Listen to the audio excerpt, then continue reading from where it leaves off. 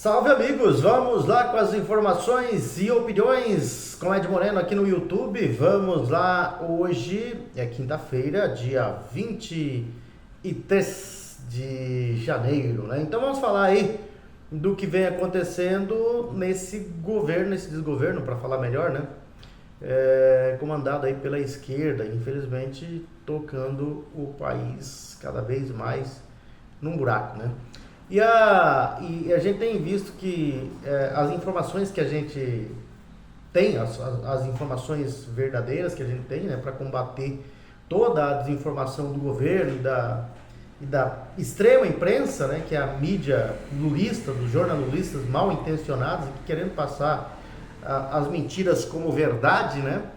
Mas nós temos as redes sociais e isso, mais uma vez, fica claro, né? Com mais uma situação que faz o governo voltar atrás. A importância das redes sociais vai ficando cada vez mais evidente, principalmente quando o país está sob comando de um governo perdulário, né, gastador, extremamente corrupto. Assim, o governo Lula acaba de descartar a mudança, né, na data de validade de alimentos após duras críticas nas redes sociais, depois de recuar no monitoramento do Pix, né, os petistas deixam para trás essa medida, né, que também virou alvo da oposição, virou alvo da população, na verdade. A oposição está ali para defender esse povo, né, e a população reclamou e muito dessa situação. O deputado Nicolas Ferreira mais uma vez apareceu, né, e ele escreveu em seu Instagram: a picanha não veio, e se vier, será podre, né? Acuado, o ministro Rui Costa negou a possibilidade de mexer na regra do prazo de validade dos alimentos. A medida, segundo ele, foi proposta pela Abras, Associação Brasileira de Supermercados, e alguns ministérios confirmaram nos bastidores que ela estava em análise. Eles já tiraram deles da reta, dizendo que não é uma medida do governo, foi um pedido da Abras, né, Associação Brasileira de Supermercados, que também vai tirar o seu corpo fora, né? Integrantes do governo reconheceram que algumas medidas propostas pela Abras estavam em análise dentro do governo. A principal delas seria a modificação das regras sobre a data da validade dos alimentos, né, para adotar o modelo chamado Best Before, consumir preferencialmente antes de. Nele, o produto pode perder frescor ou nutrientes após certa data, mas ainda pode ser seguro para o uso. Isso, segundo o governo, ficaria mais em conta, mais barato, né? O modelo usado no Brasil considera a data de validade e dentro desse período o produto é considerado seguro para o consumo. Após o vencimento, ele não deve ser ingerido. Segundo a Abras, a mudança poderia provocar uma economia de 3 bilhões. O Lula joga para cima, né? O governo joga para cima da Abras. A Abras ainda não se pronunciou, mas certamente ela será forçada a confirmar essa informação aí, né? E a situação do governo Lula, que vem se enfraquecendo cada vez mais, teve que recuar no monitoramento do Pix, recuou com essas informações aí, né, dessa mudança na data de validade dos alimentos. E o tribunal, para piorar a situação, né, ontem nós falávamos sobre a situação do impeachment, o que eu acho que é difícil avançar, né? Mas tem oposição ali, o pedido já foi feito, porque o Tribunal de Contas da União decidiu ontem bloquear 6 bilhões relacionados ao programa PED-6, apontando irregularidades aí, né, na administração desses recursos. E a decisão foi unânime e tem caráter cautelar, enquanto o mérito do processo ainda vai ser avaliado. A medida vai gerando questionamentos, né, sobre a legalidade das ações do governo Lula e abre margem para acusações de crime de responsabilidade fiscal por descumprimento de normas fiscais, né? Conforme o parecer técnico do TCU, os recursos do programa, desse programa foram utilizados, o Programa de Fundo de Incentivo à Permanência no Ensino Médio, que é o FIPEM, eles foram utilizados sem a devida inclusão no Orçamento Geral da União, né, ferindo o princípio da universalidade orçamentária. O relator do caso, o ministro Augusto Nardes, afirmou que, embora a legislação que criou o programa permita transferências de recursos da União para o FIPEM, ela não autoriza que os pagamentos de incentivos aos estudantes sejam realizados fora do orçamento previsto. Os auditores do tribunal alertaram que a prática pode ser considerada uma violação às normas de responsabilidade fiscal, comprometendo a credibilidade do arcabouço fiscal do país. O relatório também apontou possíveis impactos econômicos negativos, como a desvalorização do real, fuga de investidores, alta da inflação e aumento das taxas de juros. Os especialistas aí, ouvidos alguns, indicam que o uso do recurso público, de recursos públicos, fora do orçamento, pode sim configurar crime de responsabilidade, conforme previsto no artigo 85 da Constituição, e em situações mais graves pode levar a um pedido de impeachment do presidente. Pedido já protocolado, inclusive, pelo deputado federal Rodolfo Nogueira, de Mato Grosso do Sul, Resta saber se ele vai sair da gaveta, Se vai chegar no Lira, e vai ser engavetado ou ela vai ser colocado à apreciação. A decisão do TCU representa mais uma complicação para o governo Lula, que tem sido criticado pela condução de programas sociais e pela sustentabilidade fiscal de suas ações. Mesmo com bloqueio de 6 bilhões, o tribunal autorizou de forma excepcional o uso de 6 bilhões e 100 milhões de reais provenientes do Fundo Social para o FIPEM nos anos de 2024 e 2025, mas proibiu a utilização de recursos de outros fundos como o FGO e o FGDUC, sem a devida aprovação. Além disso, o TCU determinou que a Advocacia Geral da União, a AGU, e a Caixa Econômica Federal apresentem explicações sobre as irregularidades apontadas no prazo de 15 dias. E a manobra contábil associada ao programa não apenas compromete a imagem da administração do Lula, já da péssima imagem, da administração do Lula, mas também coloca em risco a estabilidade política e econômica do Brasil.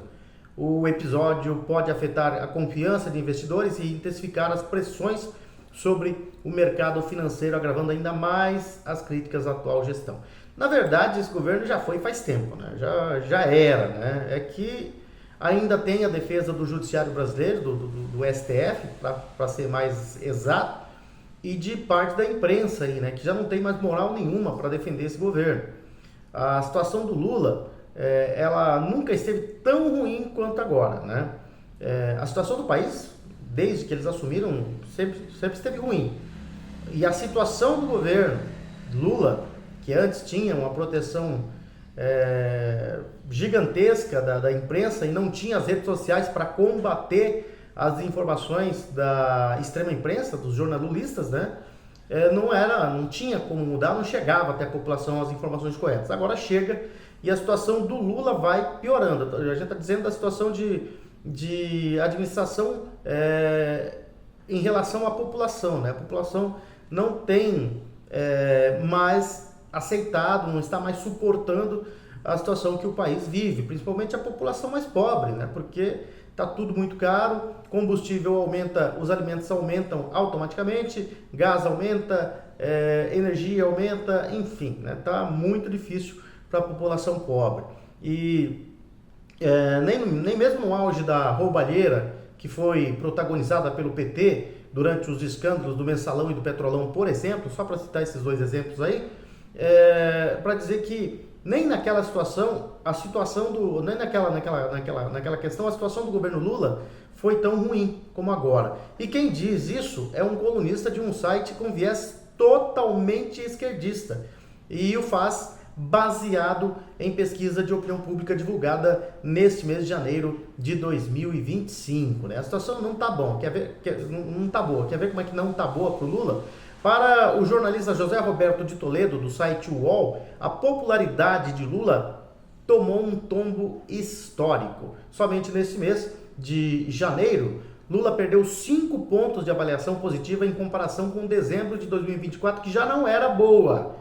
Porém, a tal sondagem revelou, segundo o colunista da UOL, coisas mais doloridas ainda para o PT e para essa gestão. E, numerando, a primeira seria os 5 pontos perdidos entre quem aprovava o desempenho de Lula, 3 não foram para quem está em cima do muro. Isso é, não se somaram a quem acha o governo regular. Os pontos perdidos engrossaram o lado de quem avalia mal a atual administração. Os 5 pontos da ponta de cima foram para a ponta de baixo sem escalas. Contando dobrado, fizeram surgir um saldo negativo inédito de 10 pontos. Resultado é que o Lula entrou no vermelho, tem mais gente achando o seu governo ruim e péssimo do que ótimo e bom. Em 2024, o Lula estava no 0 a 0, começou 2025 devendo, né? O segundo item analisado aí seria que para o atual governo ter um governo com mais dívidas do que créditos junto à população, já seria ruim o suficiente para um presidente que podia se gabar de ter deixado o cargo com a maior popularidade já registrada por um locatário do Palácio do Planalto em 2010. Mas a notícia é ainda mais dolorosa para o Lula. Desde que tomou posse como presidente em 2003, é a primeira vez que o saldo de popularidade do Lula fica negativo para além da margem de erro nesses 10 anos não consecutivos aí no cargo, né? No auge do mensalão, em dezembro de 2005, para ser mais preciso, Lula chegou a ter 3 pontos a menos de ótimo bom do que ruim e péssimo, 29% a 32%. Mas a diferença estava dentro da margem de erro, né? Poderia ser de 31% a 30%, considerando os 2 pontos a mais ou a menos. Era discutível e foi passageiro. Agora, não há dúvida, há mais brasileiros achando que o governo achando esse governo ruim ou péssimo do que bom ou ótimo. E isso é inédito para o governo Lula e nem a imprensa esquerdista está conseguindo esconder. 3 disso que foi listado pelo jornalista, e talvez a pior das 3 notícias revelada pela pesquisa é que a queda de popularidade do presidente aconteceu no coração do lulismo. Algumas das maiores perdas de aprovação foram entre os mais pobres, os menos escolarizados e os moradores do Nordeste, que estão sofrendo muito, mas muito, estão sendo muito maltratados por esse governo, do governo do Lula, governo que fala que defende pobre. Nós sempre soubemos que não, né? Aqui no Mato Grosso do Sul, os grandes centros, a população mais esclarecida sempre soube que o governo petista, o governo de esquerda, o governo socialista, eles não gostam de pobre. Eles gostam da pobreza e da miséria, né? Assim tem o controle total da população. É o que eles estão tentando implantar no Brasil há muito tempo, ainda não conseguiram. E estavam prestes a conseguir, porque estavam aí com o socialismo galopante sendo instalado no Brasil, com o apoio do judiciário aparelhado, com o apoio das Forças Armadas, das Forças Armadas aparelhadas, enfim, né?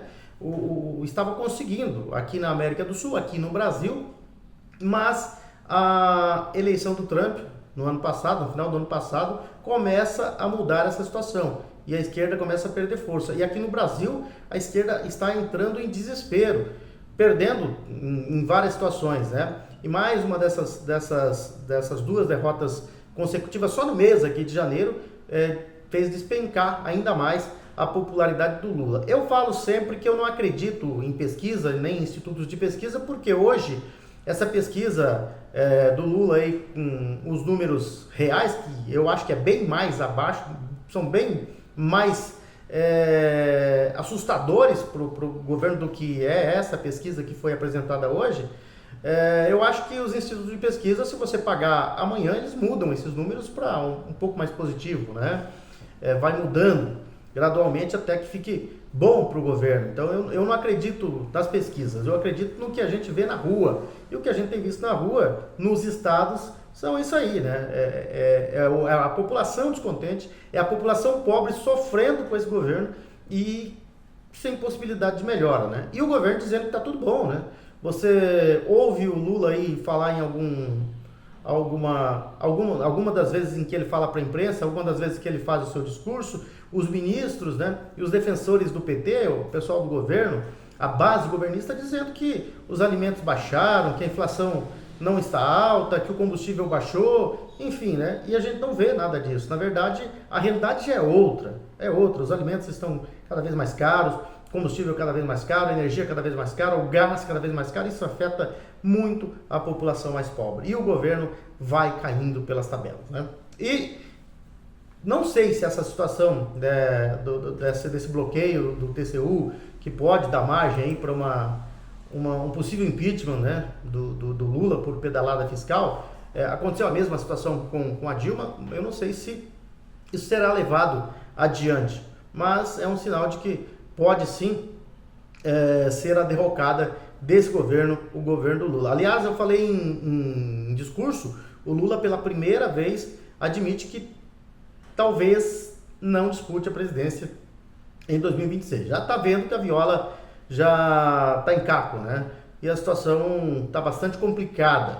Usaram na eleição passada a falsa popularidade do Lula para colocar ele. O sistema usou, né? E jogou ele, alçou ele à presidência. Diante de uma popularidade que não tinha, mas usando aquela popularidade do seu primeiro mandato, né? Que acabou depois da entrada da direita no poder no Brasil, depois do Bolsonaro. Só que o sistema ainda conseguiu assim alçá-lo à presidência e ele está lá, né? E fazendo a população sofrer cada vez mais. E vamos esperar que sim, né? Que esse processo de impeachment e a pedalada fiscal seja confirmada e que ele seja impeachmentado, né? Bom, vamos falar de esporte agora. Nós tivemos jogos ontem pelos estaduais no Brasil. Campeonato Paulista, nós tivemos uma boa rodada, a terceira rodada, que se encerra hoje, né? Nos primeiros jogos da terceira rodada, nós tivemos na terça-feira, lá em Novo Horizonte, o Novo Horizontino empatando com a Inter de Limeira em 1-1. Ontem, o Bragantino ganhou a primeira no campeonato, venceu o Velo Clube, que perdeu a terceira seguida no campeonato, ainda não venceu, não pontuou, né? O Corinthians ganhou do Água Santa por 2-1, terceira vitória do Corinthians, 100% de aproveitamento, somando as 9 vitórias do Campeonato Brasileiro, são 12 vitórias do Corinthians, 12 vitórias seguidas, né? A Ponte Preta empatou em 0-0 com a Portuguesa, com 2 jogadores a mais. A Ponte Preta perdeu uma grande chance de fazer 3 pontos aí, né? Acabou no 0-0 com a Portuguesa no Moisés Lucarelli. Na Vila Belmiro, o Santos saiu na frente, mas sofreu a virada e com um gol nos acréscimos, acabou perdendo para o Palmeiras por 2-1.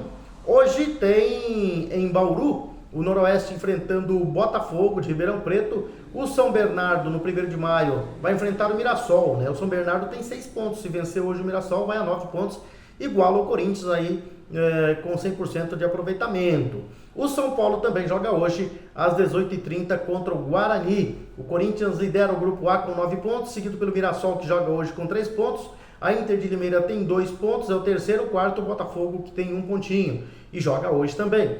No grupo B, o Guarani é o líder com 4 pontos, o Santos é o segundo com 4, o terceiro, o Bragantino, agora com 3 pontos, e a Portuguesa tem 2 pontos. É o grupo, por enquanto, mais equilibrado aí, né? No grupo C, o Noroeste tem 4 pontos, o Noroeste joga hoje contra o Botafogo. O Novo Horizontino tem 2 pontos, já jogou na terça-feira. O São Paulo tem 1 ponto, joga hoje, e 1 jogo a menos também o São Paulo, né? O Água Santa ainda não pontuou, é o quarto colocado. No grupo D, o Palmeiras é o líder com 7 pontos. O São Bernardo, que joga hoje, tem 6 pontos, pode ir a 9 pontos se vencer. A Ponte Preta jogou ontem, está com 5 pontos, é o terceiro colocado. E o Velo Clube é o quarto colocado, ainda não pontuou no campeonato, né? 2 times ainda não pontuaram no campeonato, o Água Santa e o time do Velo Clube. E a rodada do Campeonato Paulista segue no final de semana. Em Limeira tem Inter de Limeira e Ponte Preta no sábado. Ainda no sábado tem Água Santa e Bragantino no distrital do Inamar, em Diadema. No Benitão tem Velo Clube e Santos, 17h30. E no sábado ainda Palmeiras e Novo Horizontino na Arena Barueri. No domingo, 15 horas, tem Botafogo e São Bernardo no estádio Santa Cruz, em Ribeirão Preto. No Maião, o Mirassol joga contra a Portuguesa, jogo também às 15 horas. E às 17h30 tem clássico no Morumbis. O São Paulo joga contra o embalado Corinthians. Vamos ver se o São Paulo consegue parar esse Corinthians que desde o final do Campeonato Brasileiro não perde, né? E aliás vem só de vitórias, vem de 12 vitórias consecutivas do Timão contra o São Paulo, que está começando aí vai fazer contra o Corinthians apenas a sua terceira partida no Campeonato Paulista. E no Brinco de Ouro, no domingo, também às 19h30, tem Guarani e Noroeste. Pelo Campeonato Carioca, Taça Guanabara, sua primeira fase, nós tivemos ontem no estádio João Saldanha, o Maricá vencendo o Nova Iguaçu por 2-0. No Castelão, lá em São Luís do Maranhão, o Flamengo goleou o Bangu 5-0. O Botafogo, com o time reserva, perdeu para o Volta Redonda por 2-1 no Engenhão. Hoje tem Boa Vista e Sampaio Corrêa. A Portuguesa joga contra o Fluminense e o Vasco da Gama vai enfrentar o Madureira. Por enquanto, o líder é o Maricá, 10 pontos. O Volta Redonda é o segundo com 9. Nova Iguaçu, terceiro com 7. Quarto, Portuguesa com 6. Quinto, Flamengo com 4. Sexto, Madureira com 4. Sétimo, Boa Vista com 4. Oitavo, Sampaio Corrêa com 4. Nono, Botafogo com 3. 10º Vasco com 3, 11º Fluminense com 2, 12º Bangu com apenas 1 ponto. Quarta rodada, final de semana, no Mané Garrincha tem Volta Redonda e Flamengo, no João Saldanha, Maricá e Sampaio Corrêa, o Madureira joga no Kleber Andrade, no Espírito Santo contra o Fluminense, o Botafogo joga no Engenhão contra o Bangu no domingo, o Vasco da Gama enfrenta a Portuguesa no São Januário também no domingo, e na segunda-feira tem Nova Iguaçu e Boa Vista. No Campeonato Gaúcho, Campeonato Gaúcho teve sua primeira rodada sendo disputada ontem. Nós tivemos os times grandes do Rio Grande do Sul não vencendo na rodada, os dois empataram, né? Lá no 19 de outubro, o São Luís venceu o Avenida por 2-1. No Alfredo Jaconi, o Juventude venceu o Ipiranga por 2-0. No Estrela d'Alva, em Bagé, o Guarani de Bagé empatou em 2-2 com o Internacional. No Francisco Noveleto, o São José empatou com o Pelotas em 1-1 e no Bento Freitas, em Pelotas, o Brasil de Pelotas empatou em 0-0 com o Grêmio. Hoje, o Monson, no Estádio do Vale, joga contra o Caxias. O Monson, que é de Porto Alegre, né? É um novo time, tem apenas 2 anos e pouquinho de fundação, o Monson. Os donos ou os investidores são indianos e árabes, né? E o Monson está na primeira divisão, vai fazer a sua estreia na primeira divisão hoje no Estádio do Vale, jogando contra o Caxias. No Mato Grosso do Sul, nós tivemos os jogos da segunda rodada sendo disputados ontem. No Estádio Virotão, em Naviraí, o Iviema o Iviema perdeu para o Pantanal por 1-0. O Corumbaense, no Noroeste, em Aquidauana, empatou em 0-0 com o Costa Rica. No Ninho da Águia, em Rio Brilhante, o Águia Negra ganhou do Naviraense por 3-2.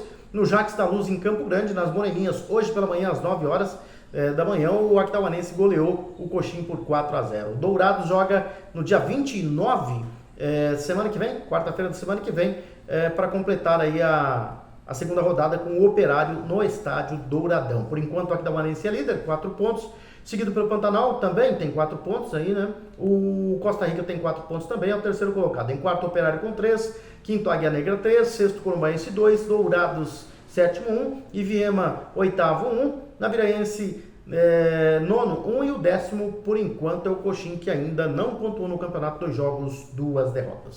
São essas as informações aqui no Informações e Opiniões com Ed Moreno no YouTube, e você pode dar aquela força dando seu like, né? Clica aí no joinha e, se puder, se inscreva também no nosso canal para que a gente possa divulgar e alcançar, né, mais pessoas aí com esses nossos vídeos, informações e opiniões com Ed Moreno aqui no YouTube.